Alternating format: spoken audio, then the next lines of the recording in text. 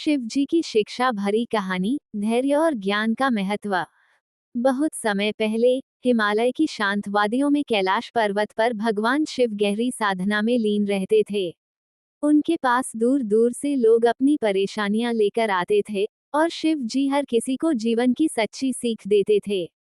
एक दिन एक छोटा बालक, जिसका नाम अर्जुन था, बड़ी उम्मीद लेकर शिव जी के पास पहुंचा। उसकी आंखों में चिंता थी। उसने हाथ जोड़कर कहा, हे महादेव, मैं पढ़ाई में बहुत कमजोर हूँ। चाहे कितनी भी कोशिश कर लूं, मुझे समझ नहीं आता। क्या मैं कभी सफल हो पाऊंगा?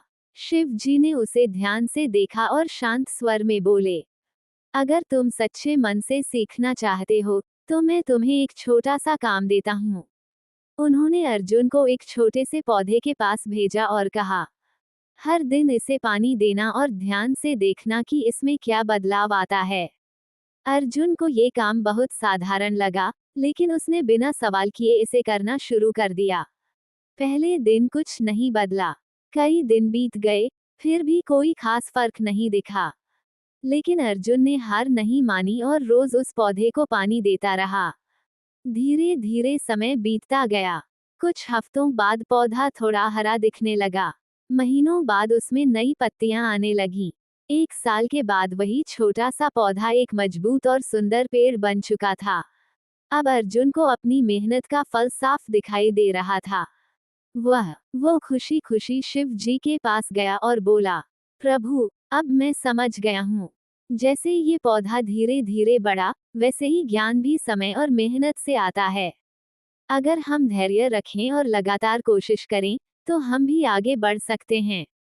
शिव जी मुस्कुराए और बोले, तुमने सच्चा ज्ञान पा लिया है। जीवन में कोई भी चीज एक दिन में नहीं मिलती। जो व्यक्ति धैर्य, मेहनत और विश्वास रखता है, वही सच्ची सफलता प्राप्त करता है। उस दिन के बाद अर्जुन ने कभी खुद को कमजोर नहीं समझा। उसने धीरे धीरे मेहनत जारी रखी और एक दिन वह बहुत ज्ञानी और सफल व्यक्ति बन गया। वन सीख कहानी के साथ ही समझो।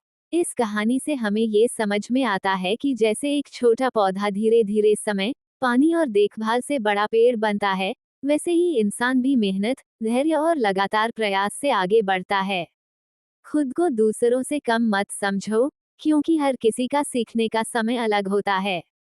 अगर हम हार नहीं मानते और रोज थोड़ा थोड़ा आगे बढ़ते हैं, तो सफलता जरूर मिलती है। जाते जाते इस चैनल को लाइक और सब्सक्राइब जरूर करना, सब्सक्राइब करना मत भूलना।